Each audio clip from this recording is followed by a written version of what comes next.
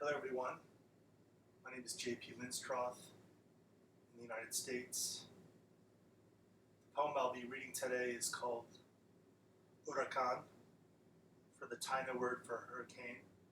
Today is August 26, 2020, and my thoughts are with the people of Louisiana and Texas today because of an oncoming hurricane there called Laura. This poem that I'm reading today is about Hurricane Katrina back in 2005. Hurakan by J.P. Linstroth. The clouds began piling up in heaps in the distant horizon as snow and massive drifts on an enormous mountain, piling upward and upward into the atmosphere as barometric pressure began dropping. Animals great and small of the marshy wetlands sensed it too. Something ominous from the south was coming. Something ominous and terrible was coming. A majestic great blue heron craned its long neck in the shallows of the marshlands, ignoring the slight movements of some small silvery minnows as water bubbling in small bursting, rounding ripples, and cocked its head southward, and then in one languorous motion, this great blue heron fluidly ruffled its gray-blue plumage, spreading its gray-blue wings outward, reflecting its span upon the silvery brown-black waters. And with a flash of its gray-yellow rapacious dagger beak in a blue of grayish blue, the great blue heron wafted its wide span of wings outward, wafting into the increasing winds, heading northward out of the southern bayous. And the weather became more violent as waves began crashing along the marshy shores, as lightning forked in flashes along the darkening horizon, along the darkening southern horizon of the Gulf, a purple, bluish dark haze in the distance. Flashing bursts of Thor's striking hammer along the anvil of the darkening horizon. From space it looked like the vast gathering of white cotton candy, as if by some invisible, purposeful, massive hand spinning air in gigantic swirls. In a giant swirling of white clouds around a moving concentric fulcrum, a colossal spinning vortex as no other on earth, of great force, immensity spanning the entire Gulf. Ketch, creator, would not control you to Taino, you god of chaos, fury, owner of great winds. And on that day we knew you by Katrina, for pure. Yet on this day and for those to come, pure invective and vitriol, pure cruelty and malice. As if the winds could speak as they howled across the Gulf, as if the Hurakan god had a conscious mind, of pure energy and force, lifting the waters, surging the seas forward, an immense locomotion, forward and forward. Under Poseidon's enormous whip, white frothing equines surging forward and further forward in their hundreds, and the winds howled and whinnied, whistling and gutturally roaring as savage and giant lions echoing in the winds from the shores of West Africa and Saharan dusts, as a giant jaguar god, night sun Kinishahau, growling, restless, perturbed, and endlessly roaring. And memories of Congo drums could be heard beating out their hypnotic rhythm, more fiercely and faster, as if evoking the god Agao, as if awakening his anger, as if evoking his powerful brothers Bade and Sogbo. There once in Congo Square, with the birth of our jazz, there in rhythmic, Afro, soulful hymnals, hopeful hymnals sung to the motion and Son of God, and to Moses to free his people. Echoes of a long, long time ago, echoing in the winds. La Nouvelle Orleans, Nolans, the Big Easy, to Furners where bars never closed, on that Saturday night to all of them open before the storm, and this crescent city partying into the night, swilling beers and hard liquor and cocktails and bacchanal revelry and in rhythmic debauchery, to the beat of blues and rock and roll music, many little caring about this city's historical significance, either to music or to the South or to the nation. That night, not bothering to clear the city or the famous French Quarter, Laissez les bons temps poulet. This same city, singing solemn dirges to the dead and processional to the grave, and returning from the grave in raucous dancing celebration, a life celebration for the deceased, following saints heavenward, striking up when the saints go marching in. Funerary jazz, a marvelous wonder only in Nolans, with its spontaneous musical eccentricity and oddity, from bandleader in colorful sash shaking his flowery umbrella, blowing his whistle and bowler black hat, with musicians dancing, with gleaming brass instruments to second line dancing, of gatherers and newcomers, tourists gawking at the colorful procession. This same city, where hot square beignets are sugar powdered and cafe au lait served with chicory. This same city where you drink the storm, a hurricane, just to thumb your nose at it. Who dat? Who dat? Who dat? They call out to you. This same city of Jackson Square and St. Louis Cathedral, its triadic black-white spires rising with crosses, its clock calling out in time in a timeless place. From the Battle of New Orleans in 1814, where Major General Jackson defeated the British, to its capture in 1862, where the North took command during the Civil War against the Confederacy.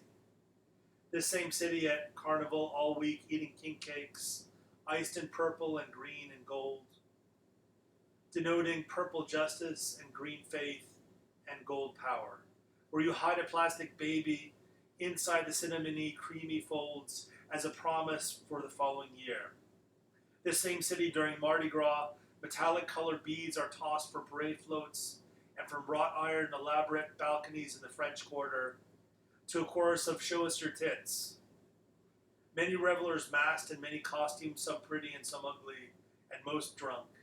Metallic colored beads wafting through the air to be caught with a flash of breasts or some other lewd act. Gold, purple, green beads, white beads, yellow beads, red beads, blue beads, metallic glinting and glimmering, some large plastic baubles, wearing metallic beads and strand stacks, like Karenni women of Myanmar, a sign of beauty among Karenni indigenous, but here a kind of lewd, inebriated attractiveness, a modern booty of drunken urban parasites and pirates, worth nothing but memories, or lack of memories. Many minuscule spheres discarded and left shattered on the ground, stringless, the metallic colored beads rolling everywhere willy-nilly like tiny spheroids of green and purple and gold and red and blue, along with discarded beer cans and broken beer bottles, their amber shards everywhere on black asphalt, translucent green shards like exploded emeralds, scattered like flotsam on a polluted shore, and dingy sidewalks stained by spent food and drink and garbage, blotches of all sorts along the smudges of blackened chewing gum, and fluorescent green plastic grenade drinks, swilled and sloppily dispensed along with colorful plastic straws everywhere. This same city where black Indians in multicolored feathers, magnificent and beautiful display and Mardi Gras like single-colored peacocks dancing,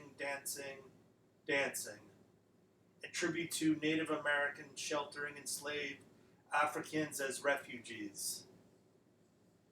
Africans who had escaped grotesque southern plantations away from laboring on indigo and corn and rice and sugarcane.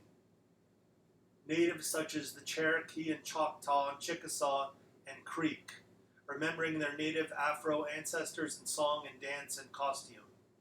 dancing to sounds of the brass band marching, the brass glistening and swinging and moving with the march, ornate costumes, red and orange and white and turquoise and green and purple. Featherwork so elaborate in simulacra to Caribbean carnivals and the great carnival of Rio de Janeiro. Bedecked with multitudes of costume jewels of rubies and emeralds and sapphires. Elaborate feathers fanning out in great feathered headdresses and plume bodies, with native black pigtails and native scenes adorning the costumes. This same city with the Zulu parade on Fat Tuesday of African Americans, Creoles dressed in wonderful feathers and white black face with whistles whistling to the tunes of the accompanying brass band dancing and dancing. And so many other parade clubs with their crews and their floats and their processions. Endymion, Bacchus, Orpheus, and Rex. This same city with parade floats both new and old, telling fanciful stories and fantasies of golden Babylon, of giant green alligators, of Zulu kings, of fiery dragons. Knights wearing golden and white-faced shrouds and sequined costumes.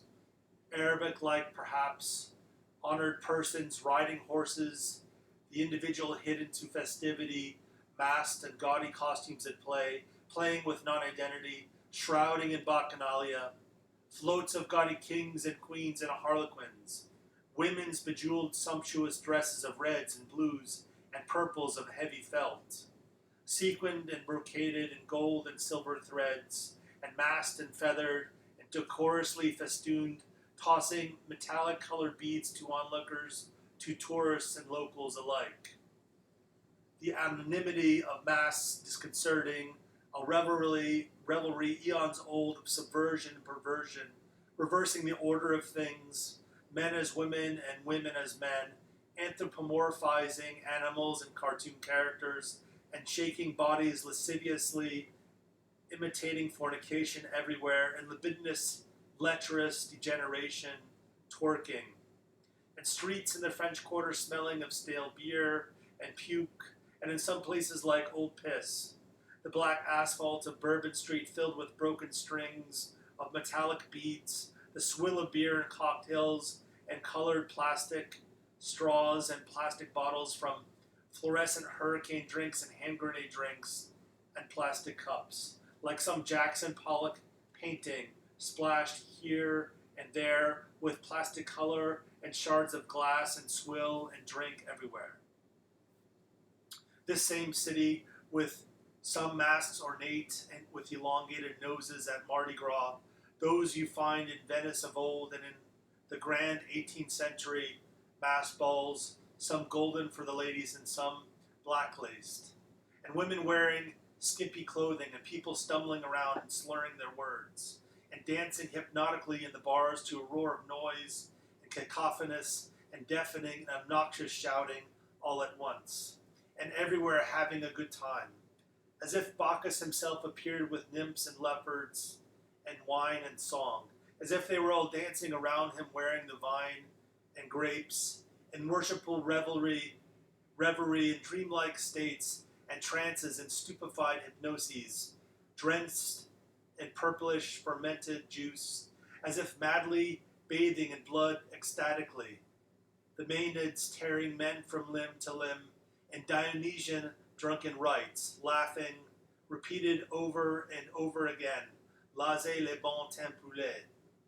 This same city, serving the best gumbo, the best etouffee, and the best jambalaya, where the Mississippi ends and for many where life begins, and has always been. Once a great amalgamation, European, French, and Spanish, and African slave and free, and Native American came to these crescent shores to make a living and interculturally share with one another their blood and sweat and semen, creolizing and becoming one another, taking a little from each.